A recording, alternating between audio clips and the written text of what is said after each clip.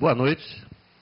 Estamos dando início a mais um evento do Clube de Engenharia, a Diretoria Técnica de Recursos Minerais, com a parceria da Associação Profissional de Geólogos do Estado do Rio de Janeiro, apoio da Divisão Técnica de Engenharia do Meio Ambiente e também da Diretoria Técnica de Recursos Naturais Renováveis. Gostaria de chamar aqui, para me fazer companhia na mesa, o Dr. Ibado Santos Silva, que é chefe da Diretoria Técnica de Engenharia do Ambiente. Por favor, Ibá. E ele também, agora, conselheiro empossado, né? Na nova equipe de grupo de conselheiros que tomaram posse depois das eleições do final de agosto. Ibá, boa noite. Boa noite, Benedito. É com muito prazer que eu estou aqui, junto com a Divisão de Recursos Minerais, né, para falar sobre uma coisa tão importante como vocês vão desenvolver, né, que é a questão da geologia no Brasil, né. Eu acabo de conversar com você sobre um assunto que nós viemos conversando há bastante tempo, né, sobre uma descoberta que eu fiz ali em Copacabana de construções sustentáveis, hoje chamaríamos assim, naquele tempo logicamente não, que foi a construção de um sistema de defesa da cidade do Rio de Janeiro, desenvolvida pelo Marquês do Lavradio, e que as construções estão lá, em ruínas e tal, mas estão lá e precisam ser preservadas, precisam ser conservadas. Em vista disso, nós estamos numa conversação com o Exército, de modo a fazer uma visita técnica amanhã. Vou fazer aqui com um grupo de engenheiros do Conselho Federal de Engenharia e Agronomia. A chefia da DRM também está convidada, irá, né, junto com o pessoal da diretoria do clube. Enfim, eu estou bastante contente disso aqui, porque participar desse evento, porque isso aí é uma oportunidade. Por que a geologia é importante ali para o sistema de defesa da cidade do Rio de Janeiro? O que importa para a construção da defesa da cidade do Rio de Janeiro? A geologia. Porque as construções todas feitas lá são construções que hoje diríamos sustentáveis. Elas foram feitas usando, provavelmente, por isso é importante a participação da geologia, a conversa de longa data que eu tenho mantido com o Benedito, provavelmente com barro e pedras dali mesmo. E foi construída uma fortaleza e foram construídas várias ruínas que existem lá no Morro da Babilônia, e uns arcos que existem sobre a ladeira do Leme, chamada Ladeira do Leme, que hoje sai em Copacabana, que o Leme se estendia até onde é a área do Copacabana Palace. Dali para a esquerda de quem está indo para o mar, e à direita de quem vem do mar, era o chamado Reduto do Leme, que ia desde antes onde é hoje o Copacabana Palace até onde é o Leme. Se vocês imaginarem que não tinha túnel novo, Copacabana era da onde foi aberto o túnel velho para a direita. Para a esquerda era o Reduto do Leme e não tinha construção nenhuma. A construção foi feita depois, né? Por isso, a importância da geologia. Nós temos que conhecer o nosso país, e se nós queremos fazer um desenvolvimento sustentável, nós temos que saber como é que essa coisa perene, que são os recursos minerais, precisam ser conservados, precisa ajudar no nosso desenvolvimento, ser extraído de uma forma racional, ser explorado para que isso produza riqueza para o povo brasileiro, não ser uma questão simplesmente mineral que se exporta para ganhar dinheiro, e que isso é uma coisa que não é renovável, a gente tem que preservar. Muito obrigado, Benedito, está de parabéns pelo evento. Ok, obrigado a você, Ibá. Então nós vamos dar início à apresentação, que é sobre o Brana. Eu vou passar para você. Talvez eu peça ao Ibá, se ele puder, não sei, acho que ele vai preferir ficar lá atrás. Tá bom, eu vou tentar aqui fazer as duas coisas, falar e ir passando aí os slides. Bom, programa, o evento ao vivo, pela Web TV do Clube de Engenharia. E quem desejar cópia, é só trazer um DVD virgem e entregar para as secretárias das divisões técnicas no 21º andar, Denise ou Lenice, solicitar cópia desse evento e de outros eventos que ocorrem sempre aqui no Clube de Engenharia. Nós já estamos com um programa para o dia 25, que é a Geologia do Estado do Rio de Janeiro, do primeiro simpósio de Geologia do Rio de Janeiro e Espírito Santo aos dias atuais. Uma retrospectiva daquele simpósio de 87, 25 anos atrás, e buscando entender o que aconteceu de 87 para cá. Quais as mudanças? O que foi o 87? Foi um marco? Foi um marco. E o que foi discutido naquele simpósio? O que foi apresentado? Quais eram as características dos trabalhos? E depois tentar confrontar com o que ocorreu ao longo desses 25 anos até chegar ao 2012. Essa é a ideia para a gente tentar, né, mais uma vez, fazer um trabalho histórico de retroceder no tempo e tentar, como a gente tem feito com essa série dos geólogos pioneiros que vieram com a Comissão Geológica do Império, o Derby, o Hart e agora o Branner. E, de alguma forma, a gente vai estar homenageando também, no dia 25, um geólogo brasileiro, geógrafo, grande homem de cultura brasileiro, chamado Alberto Ribeiro Lamego, que foi o grande homenageado naquele simpósio de 87. Mas isso é outra história, uma história para o dia 25, no mesmo horário, às 18 horas, e vai ser no 20º andar, né? Houve uma mudança, não vai ser aqui, nesse auditório do 22º, e sim no 20º andar.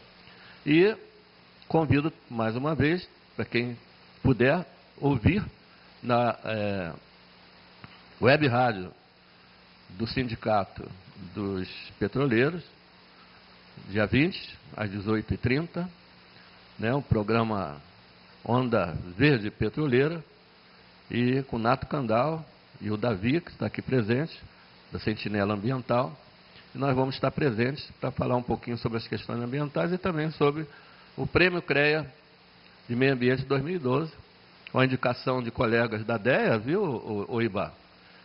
Né? Os nossos amigos da DEA, principalmente o Wagner, né?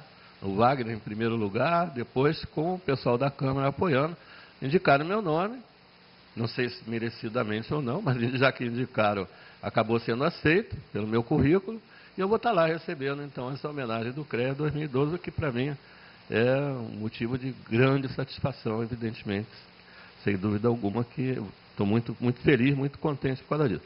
Vamos falar agora do Branner, John Casper Branner. Eu vou tentar mudar para lá, para poder ficar de frente como vocês, né? Ficar meio de lado ali. Normalmente a gente tem uma outra pessoa ajudando, mas o meu parceiro Ribamar não apareceu até agora, deve ter tido algum problema. Normalmente a gente, né, faz aqui o rodízio, enquanto eu falo ele passa e vice-versa, mas hoje ele não chegou. Parceiro da PGRJ. Isso é um evento para geólogos e não geólogos, né? Não apenas para geólogos, e muito voltado também para os estudantes, porque a gente faz um resgate histórico, uma coisa que muita gente não sabe. Principalmente os estudantes de geologia deveriam saber, deveriam estar aqui, alguns pelo menos presentes, e vão continuar, se não os professores não incentivarem de alguma forma, vão continuar não sabendo. E eu acho muito importante, porque a gente aprende muito com a história, né? Então, ali tem o nosso cartaz, né, do lado direito, John Casper Branner, mente et Mário a serviço do Brasil. E ali tem, né, o emblema, o dístico da geologia, que é os dois martelinhos cruzados, e mente, cérebro, cabeça, pensamento, raciocínio, e Mário, martelo. Então, qual é a ideia do título da palestra e dessa apresentação? É mostrar John Casper Branner, geólogo naturalista americano, a serviço do Brasil, colocando a sua geologia, os seus conhecimentos geológicos, a serviço do Brasil. E isso ele fez desde um pouco antes da Comissão Geológica do Império até voltar definitivamente para os Estados Unidos, onde veio a falecer em 1922. Então, Brunner é o terceiro, né, dessa trilogia. Antes foi o Derby, depois o Hart. E é interessante porque eu escolhi, de acordo com as datas de nascimento, o Derby primeiro. Por quê? Porque ele nasceu em julho, 21. O Hart nasceu em agosto, 23. E nessas datas a gente fez. Mas o Brunner ficou para trás, que ele é de 4 de julho. Em julho não deu para programar, por falta de tempo, de espaço aqui, já tinham outras coisas programadas no clube. Então ele ficou para o final. Ficou para o final, até porque ele também foi o último dessa comissão a trabalhar na geologia do Brasil. Como nós vimos nas anteriores, quem acompanhou, o Derby morreu de uma maneira muito triste, cometendo suicídio, depois de já estar naturalizado brasileiro, ele que não quis saber mais dos Estados Unidos, né, ficou aqui no Brasil, né, foi o criador do Serviço Geológico do Brasil, várias outras coisas importantes para o Brasil, desgostoso com o pouco caso do nosso governo com relação à necessidade de verbas e tudo, ele acabou cometendo suicídio. O Hart, ainda antes do Derby, o Hart, que foi o chefe deles todos, ele que organizou a comissão, ele que foi discípulo, discípulo do Agassiz, o suíço, e acabou sendo ele o chefe da Comissão Geológica do Império, o Charles Frederick Hart, que foi professor do Brunner e também do Derby. Mas ele faleceu muito novo, aqui no Rio de Janeiro. Né? Ele veio por causa da comissão e acabou contraindo aí febre amarela e faleceu, aos 38 anos de idade. O Derby ficou para poder dar continuidade ao trabalho da comissão e principalmente garantir a preservação das amostras coletadas pela comissão em 2 anos de trabalho, e que estão lá no Museu Nacional, as amostras de rocha, fósseis e tal, minerais estão no Museu Nacional, ainda hoje são fontes de pesquisa, inclusive de tese, de mestrado e doutorado. E o Derby ficou por causa disso. De início foi por causa de tomar conta e organizar, né, essa coleção, e depois acabou ficando como funcionário do Museu Nacional. Depois ele foi para São Paulo, para também lá criar uma comissão de geologia, geografia. Depois foi para Bahia, fazia a mesma coisa. E finalmente o governo federal da época, já na República, convidou para ele criar, organizar, fundar e presidir o primeiro serviço geológico do Brasil, de fato. Depois da Comissão Geológica, essa instituição, o Serviço Geológico do Derby, foi muito importante na época, mas o Derby, infelizmente, desgostoso, acabou cometendo suicídio. E o Brunner? Perguntaram no evento passado, que era o do Hart. O que aconteceu com o Brunner? Também morreu assim? Não. O Brunner, ele foi um pouco mais, diríamos, não sei se de propósito ou não, mas ele foi mais esperto. Por quê? Ele não ficou. Ele ia e voltava. Ele ia e voltava. Ele não foi funcionário do governo brasileiro, de nenhum estado brasileiro. Ele sempre manteve contato com a América do Norte. E vinha ao Brasil trabalhar, fazer pesquisas. Mas voltava. Então, ele vai falecer em 22. Bem mais, com mais idade do que o Hart e do que também o Derby. E de uma maneira não violenta, não terrível como foi o caso, principalmente do Derby. É diferente a história dele. Mas vamos andar um pouquinho? Vamos ver se eu consigo. Ok. Vamos por uma simples, muito rápida, né? Da biografia Débora, que ele nasceu em 4 de julho, como eu já disse, em 1850. E morreu no dia 1º de março de 22. Geólogo, acadêmico. Algumas coisas que ele fez, né? Bauxita em Arkansas, trabalhando como geólogo do estado de Arkansas, presidente do Departamento de Botânica e Geologia de Indiana, a universidade, foi presidente da Academia Indiana de Ciências, em 89, presidente da Sociedade Sismológica da América. Ele entendia muito também de sismologia, a gente vai ver isso mais depois. Foi segundo presidente da Universidade de Stanford, onde ele ficou até se aposentar. Especialista em geologia brasileira, entre muitas outras coisas. Nos Estados Unidos, o Brunner era considerado o maior especialista da época em geologia do Brasil, com toda a razão.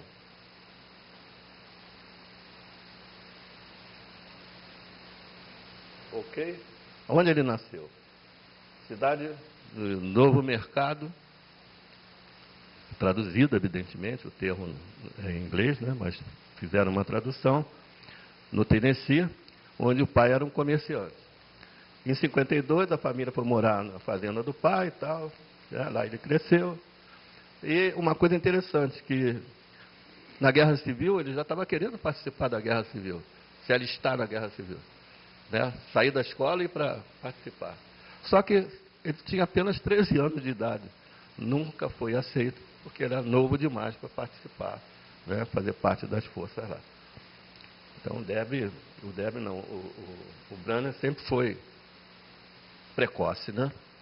E em 74, ele ainda não tinha completado seus estudos da universidade, ainda não era geólogo, não era naturalista, não era nada ainda, não tinha completado a universidade, mas foi chamado para fazer parte de um grupo que foi encontrar com Agassiz, que queria organizar uma expedição para o Rio de Janeiro. Ele foi com Hart. O Hart já estava de olho naquele discípulo, bom discípulo, e o Derby também.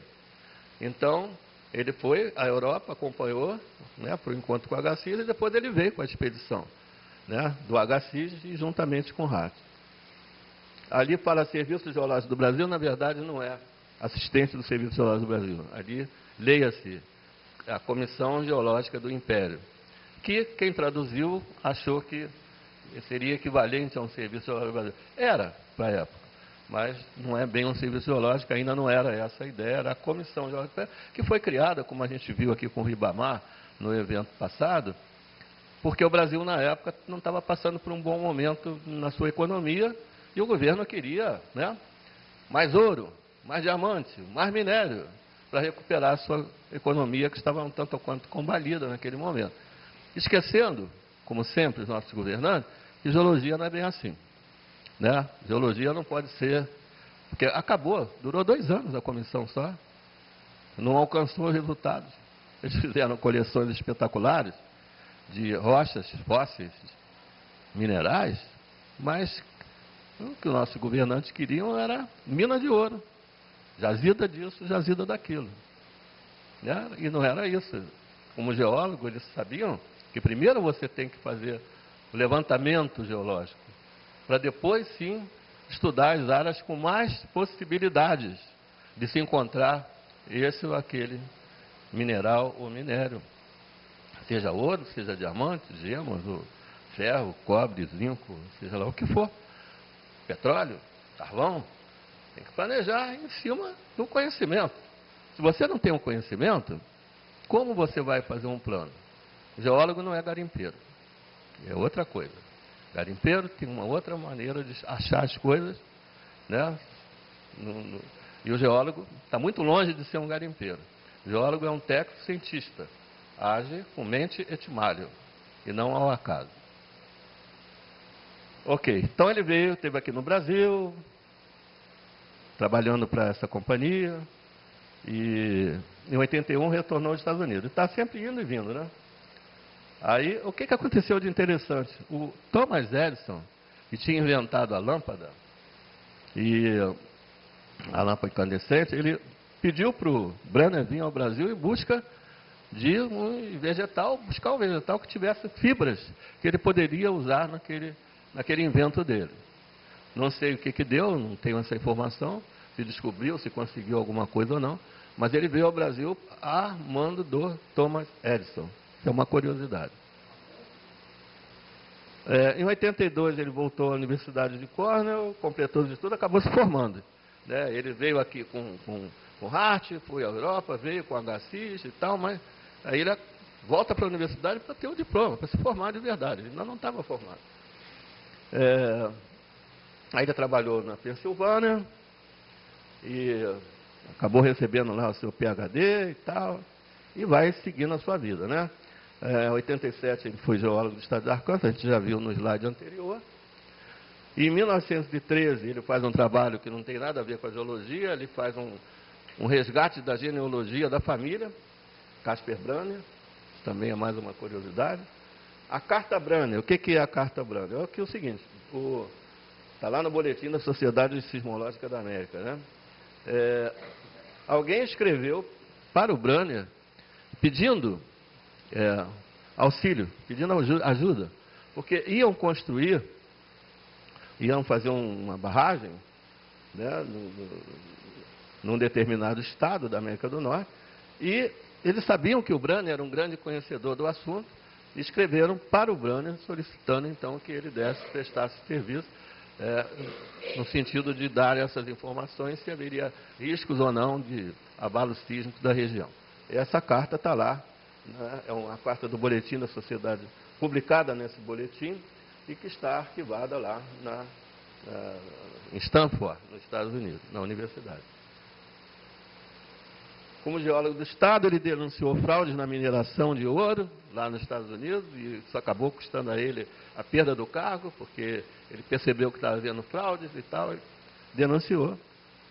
E aí acabou até perdendo o cargo no Estado. Em 91, professor de geologia da Universidade de Stanford, ele dirigiu depois da expedição HCIS Branner para o Brasil. Já está ele lá grudado no HCIS, né? Já tinha vindo com o Hart, e depois ele vem, ele e o HCIS,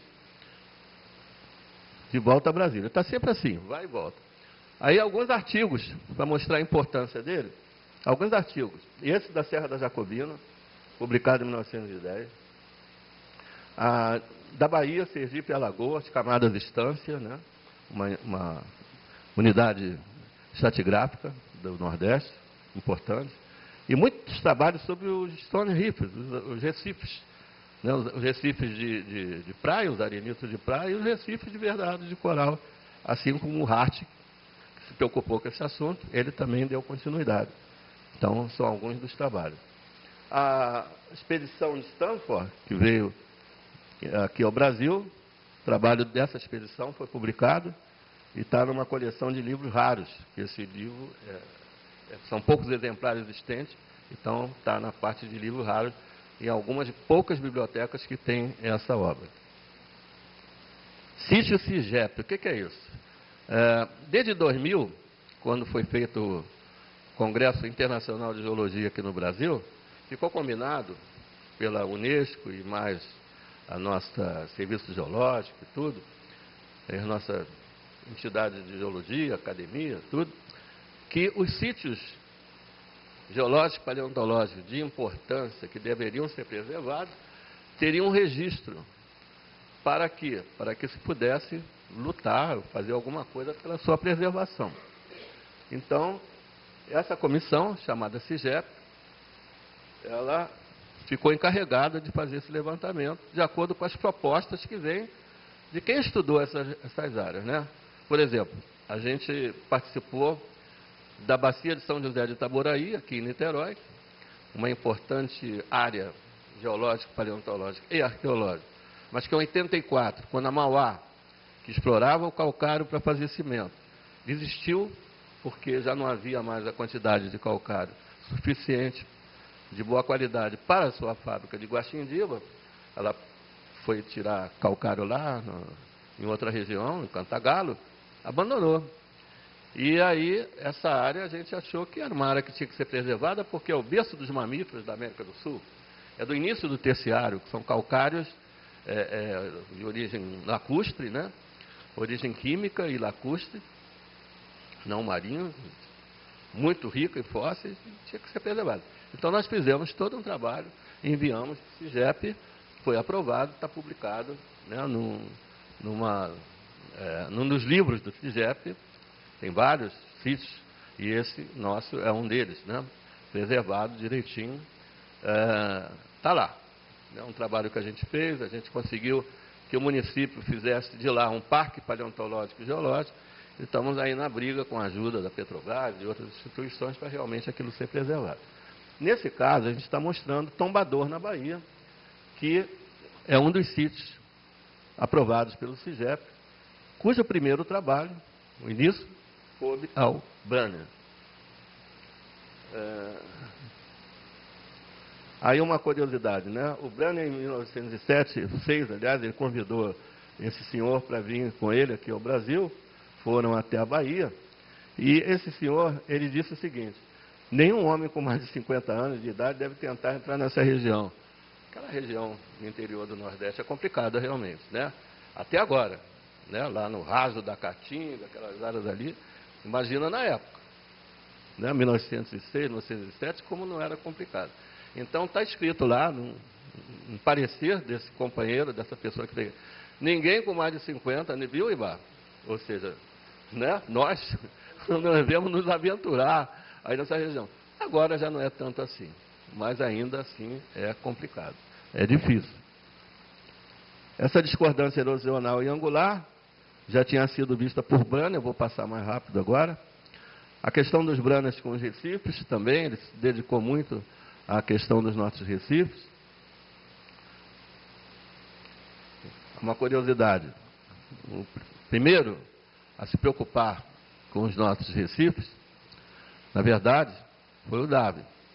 Em 1841, quando ele passa aqui pelo Rio de Janeiro, ele vai pelo litoral e encontra ali na região de Maricá, de Itaipu, Itaipuaçu, os nossos arenitos de praia, que não são os recifes de coral, são recifes entre aspas, na verdade são antigas praias consolidadas, que ocorrem ao longo do nosso litoral, no Nordeste, até o Sul, né? E que representam um determinado momento da variação do nível do mar no Quaternário. Ok? Eu redescobri esse de Jaconé, mas o Darwin, na verdade, foi o primeiro. Eu redescobri depois em função dos estudos ali nos sítios arqueológicos, no Sambaqui de Saquarema, que a gente encontra os artefatos ilíticos no meio desses artefatos de diabásio, de quartzo, de guinais e tudo mais, tem alguns seixos de arenito de praia. E aí eu fui procurar qual era a fonte. Acabei chegando a essa exposição ali no nível do mar de Jaconé. Mas o Branner também já tinha passado por lá em 1904. Como eu disse, ele era uma pessoa que entendia muito de sismologia. E ele disse uma coisa que a gente pode continuar seguramente repetindo. Nenhuma parte do globo pode seguramente ser declarada terra firme, ou seja, livre de um abalo sísmico. Quem falava, e isso eu ouvia muito falar quando eu era estudante lá no nível fundamental, o Brasil é abençoado, o Brasil não tem vulcão, o Brasil não tem terremoto. Vulcão até não tem mesmo, mas terremoto a gente já viu que tem, né? Inclusive aqui no Rio de Janeiro, alguns abalos sísmicos já ocorreram. Então, terra firme, no sentido de que não vai tremer nunca, não é muito seguro, segundo o Branner já dizia. Bacia do Araripe, trabalho de Branner, de Jordan também, passando. Entomologia, naquelas vindas aqui ao Brasil, eles eram naturalistas, então não faziam só geologia. Já que está lá, vamos coletar também botânica, animais, né? Entomologia, tudo. Então, eles eram realmente muito mais do que geólogos, eles eram naturalistas naquela época. O Geoparque, uma proposta de criação do Geoparque, lá para o Nordeste, também com base nos estudos pioneiros do Branner, já em 1902. Lá em Pernambuco, área de ocorrência de recifes, né? Recifes de arenito de praia e também, em alguns casos, recifes de coral. Serra do Sincorá, sítio paleontológico, a proposta CIGEP, como eu já disse, aprovada, mas o Branner pioneiro lá. Esse granito do Cretáceo é o granito do Cabo, que ocorre no Nordeste, uma coisa bem interessante, que é uma raridade, um granito dessa idade aqui no Brasil. né? Nossos granitos são lá do pré-cambriano, junto com os nossos gneiss e tal, com mais de 400 milhões de anos. Esse é um granito mais novo do Mesozoico, talvez ligado aí à questão do continental drift, né? A deriva continental, que foi a separação do Gondwana, a quebra, né, desse continente Gondwana e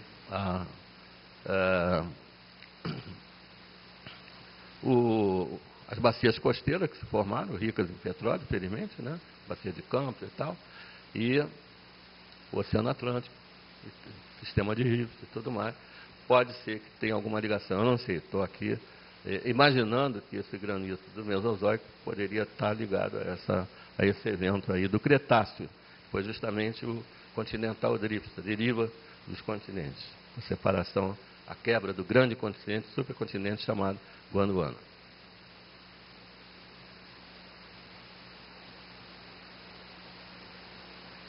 E vou parar um pouquinho aqui. Mapa geológico. O Branner publicou, entre outras coisas, uma obra de síntese, reunindo tudo que a Comissão Geológica e depois da Comissão Geológica do Império tinha feito, que é uma geologia do Brasil. Uma síntese, e junto com essa geologia do Brasil, um mapa geológico do Brasil. Original. O que tem nesse mapa geológico que chama atenção, na minha opinião? Vocês estão vendo uma área em claro? Bem ali na parte central. Por que está em claro? Os outros mapas, depois do Branner, não são assim. São todos eles coloridos. Mas o Branner, ele achou melhor, e na minha opinião, muito corretamente, não colorir porque ele não tinha informações, não sabia. Não havia ainda informações geológicas sobre aquela região, então seria temerário esticar as unidades do entorno só para fechar. Seria uma mentira colorida, né? Não seria verdade. Porque se não havia conhecimento, o que eu vou colocar ali? Achou melhor colocar em branco, e eu acho isso muito legal, porque é o único mapa geológico do Brasil que eu saiba que tem uma área tão grande em branco. Esse é o mapa do Branner, de 1919. Outra coisa importante é esse livro, Geologia Elementar, de 1915. Branner fez muita coisa legal aqui pelo Brasil. Ele escreveu uma gramática de língua portuguesa, sendo ele americano. Né? Uma gramática de língua portuguesa, publicada, escrita por ele. Geologia Elementar, numa época que só existiam uns 2 livros em português, ou 3 no máximo, que na verdade não eram originalmente em português, mas foram traduzidos para o português de Portugal, publicados por editoras em Portugal, Laparran, livros de coisas francesas, e ele percebeu essa lacuna aqui no Brasil. Os nossos estudantes, que não eram de geologia, eram de engenharia mesmo, não havia curso de geologia no Brasil naquela época, né? Mas eles tinham que estudar geologia, os engenheiros também estudam geologia, também tem a disciplina de geologia, não é verdade, meu amigo engenheiro, né? Você estudou geologia, não tem? Com certeza. Mas não tinham publicações, livros, textos para estudar em português. O Branner, percebendo isso, ele escreve um livro-texto, originalmente em inglês, ele ainda não se sentia muito firme para escrever todo o livro em português. Então, a primeira edição foi traduzida por Derby, que já dominava a língua, e mais uma outra pessoa, e então publicada em português. Espetacular esse livro. Se vocês prestarem atenção, vão ver, aqui, deixa eu ver se eu consigo, aqui assim, está vendo? Aqui tem o meu nome, Benedito Humberto Rodrigues Francisco, e tem um ano, 1961, que foi o ano que eu entrei para a geologia. O curso de geologia da CAGE, a Campanha de Formação de Geólogo, porque criaram a Petrobras e descobriram depois não tinha geólogo. Aí foi criada a Campanha de Formação de Geólogo para criar geólogo rapidinho. Para quê? A Petrobras. Eu não tinha. A empresa tinha que fazer o seu serviço, e cadê o geólogo? Então, oi? Depois você vai perguntar aqui, porque está gravando. Espera só mais um pouquinho, já está terminando. Então, eu senti a falta dessas publicações em português. Meu inglês era inglês lá do Pedro II, né? Bom para passar de ano, para entrar para a faculdade, mas não falava inglês, não era. E livros técnicos, com termos que eu não conhecia. É claro que logo depois eu fiquei sabendo que sandstone era areneiro, e por aí afora, mas isso leva um tempinho para a gente aprender isso. Não tinha contato com essa terminologia técnica. E aí a dificuldade para a gente, né? O professor do primeiro ano de geologia tinha a disciplina, o professor Otto Henry Leonardo, ele cobrava da gente. Estudo no Longwell, era o livro indicado. Longwell, muito bom, mas todo em inglês. E ele ainda dizia, não estude em espanhol, porque vocês vão, de repente, achar que está certo e não está. Vocês estão sendo iludidos por termos que parecem uma coisa e a outra, né, Ibar? O Ibar morou no Peru, ele sabe disso. É verdade?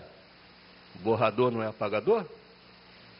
Então, cuidado com o espanhol. Ele dizia para a gente, não vão comprar em espanhol. Estude no inglês, que aí você aprendeu os termos técnicos. Mas eu descobri numa livraria, São José, que tinha livros chamados Sebo, né? Essa obra extraordinária. Com português de 1915, evidentemente, né? Sem problema algum.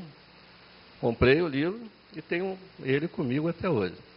De 1961 para cá, lá se vão meio século, 50 anos. De 1915 para 60, são o quê? 45. Ou seja, quase um século esse livro aí. Só comigo tem meio século. Eu não trouxe o livro, evidentemente que é um livro que eu guardo com muito cuidado, porque o seu manuseio tem que ser com cuidado e tal, por mais que eu tenha guardado direitinho, mas tem que ter esses cuidados. Trouxe apenas algumas páginas para mostrar para vocês. Olha lá, John Casper Brunner, Geologia Elementar, escrito para os estudantes brasileiros. Na segunda edição, ele fez alguns acréscimos, e aí ele já escreveu em português. Ele mesmo diz, no prefácio, que na segunda edição ele já escreve em português, devidamente apoiado pelo Derby e tal, mas já ele ousa escrever em português. Vamos ver o que vem mais ali. Não sei, não vai dar para vocês lerem daí, mas são as 3 páginas do prefácio, que eu vou chegar um pouquinho mais para cá, que eu também não vou conseguir enxergar ainda mais sem óculos. No finalzinho aqui ele está falando, ele agradece, né? Miguel Arrojado Lisboa, cadê o negócio aqui? Miguel Arrojado Lisboa. A primeira edição desta obra foi escrita na língua inglesa e traduzida para a portuguesa pelo Dr. Antônio de Barros, colaborando com o Dr. Derby. As adições da segunda edição foram escritas em português e revistas pelo Dr. O que está escrito ali? Barreto e pelo Dr. Miguel Arrojado Lisboa, que era um geólogo brasileiro dos bons. A estes dois devo meu sincero agradecimento pelo auxílio que deram, tanto na língua como na geologia própria. John Casper Brunner. Ele realmente se dedicou muito aos nossos geólogos. A biografia de Brunner, eu passei aí uns 5 exemplares, alguns conseguiram, não sei se tem algum lá fora ainda. Se alguém quiser cópia, é só pedir lá no 21 para a Lenice ou Denise, né? Porque o Brunner fez a biografia de muita gente. O Brunner, ele fez a biografia do Derby, a biografia do Hart, a biografia de vários outros. White. Mas e a dele? A dele é uma raridade. Eu tenho esse, que eu pedi para fazer uma cópia, e tem um outro que eu vou passar para vocês, que eu não fiz xerox não, mas é uma curiosidade. é bem mais detalhado do que o anterior. Tudo isso chega às nossas mãos, a gentileza da família Rosado, de Zuí Rosado, lá de Mossoró, faz